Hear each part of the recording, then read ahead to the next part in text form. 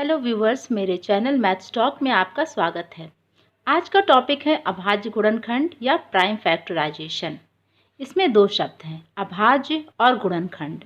पहले हम समझते हैं कि गुणनखंड या फैक्टर्स किसे कहते हैं। यहाँ पर हम इसे समझेंगे एक उदाहरण के द्वारा।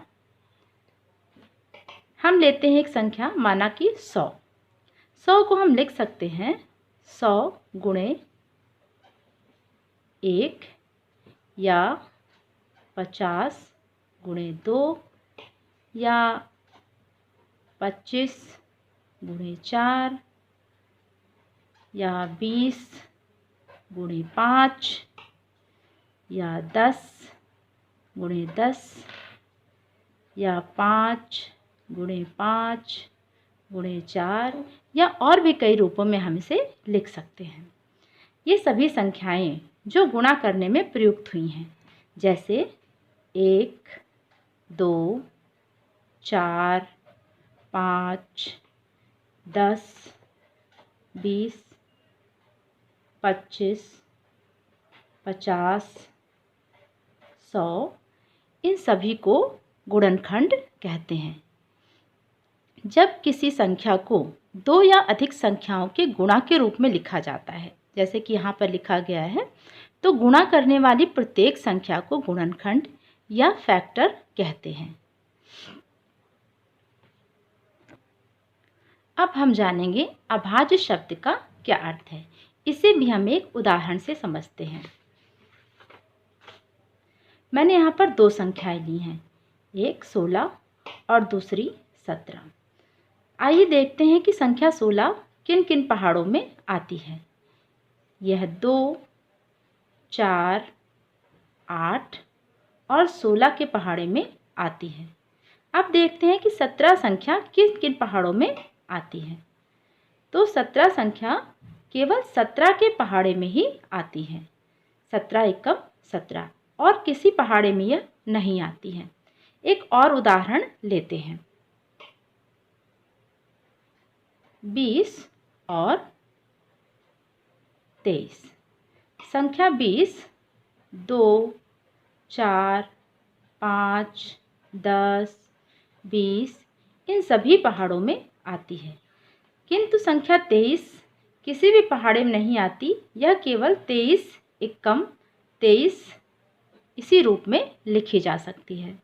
इस प्रकार कुछ संख्याएं ऐसी होती हैं जो किसी अन्य पहाड़े में नहीं आती, यानी किसी अन्य संख्या से उनका भाग नहीं हो पाता है। ऐसी संख्याओं को अभाज्य संख्याएं कहते हैं। अभाज्य मीन्स जिनका भाज्य यानी भाग ना हो सके, ऐसी संख्याओं को अभाज्य संख्याएं कहते हैं। अब बात करते हैं अभाज्य गुणनखंड की। जब किसी संख्या को ऐसी संख्याओं के गुणा के रूप में लिखा जाता है जो अभाज्य हैं, तो उसे संख्या का अभाज्य गुणनखंडन कहते हैं। वैसे तो अभाज्य संख्याएं अनंत हैं, फिर भी 1 से 100 के बीच की अभाज्य संख्याओं को हम एक बार देख लेते हैं। 2, 3, 5, 7, 11, 13, 17, 19, 23, 29, 31, 37, 41, 43, 47, 53, 59, 61, 67, 71, 73, 79, 83, 89 और 97। 2-3 बार पढ़ने से ये हमें लगभग याद हो जाती हैं। वैसे इन्हें याद करने की कोई आवश्यकता नहीं है, लेकिन हमें ध्यान आ जाता है कि यस, ये संख्या अभाज्य है। अब हम आते हैं अभाज्य गुणनखंड पर। सबसे पहले हम सीखेंगे कि छोटी संख्याओं का, जिसे हम 20 तक के पहाड़ों के बीच में पाते हैं, उनका गुणनखंड हम किस प्रकार कर सकते हैं। आइए हम इसे कुछ उदाहरणों द्वारा समझते हैं। जैसे मैंने यहाँ एक संख्या ले ली है 72, तो 72 हमें 8 और 9 के पहाड़े में मिल जाती है, यानी कि 8 9 72। अब 8 को हम अगर और तोड़ें तो हम इसे कह सकते हैं कि 4 दूनी 8, और 9 को तोड़ें तो हम कह सकते हैं कि 3 3 9। अब जो नीचे 4 गुणनखंड आए हैं, इसमें से 4 को और ज़्यादा हम तोड़ सकते हैं। 2 दूनी 4, 2, 3, 3 को आगे हम नहीं तोड़ सकते, इसलिए इसे ऐसे ही लिख लेंगे क्योंकि ये अभाज्य संख्याएं हैं।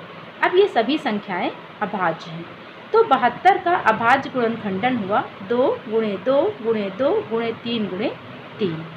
इस तरह से हम कुछ और उदाहरण भी लेते हैं। जैसे एक अन्य उदाहरण मैं लेती हूँ 98। 98 आता है 14 के पहाड़े में, 14 सते 98। अब इसमें से 7 तो अभाज्य है, 14 को हम और अधिक तोड़ सकते हैं, 2 सते 14। अब नीचे जो 3 गिनतियाँ आई हैं इन्हें हम और आगे नहीं तोड़ सकते, ये सभी अभाज्य हैं।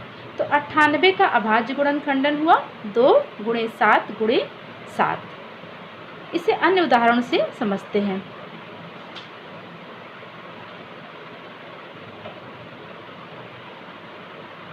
लेते हैं संख्या 40। 4 गुणे 10, 4 दहम 40। 4 को आगे तोड़ते हैं 2 गुणे 2 तथा 10 को आगे तोड़ते हैं तो ये हुआ 2 गुणे 5। अब इन संख्याओं को और अधिक नहीं तोड़ा जा सकता, तो 40 का अभाज्य गुणनखंडन हुआ 2 गुणे 2 गुणे 2 गुणे 5।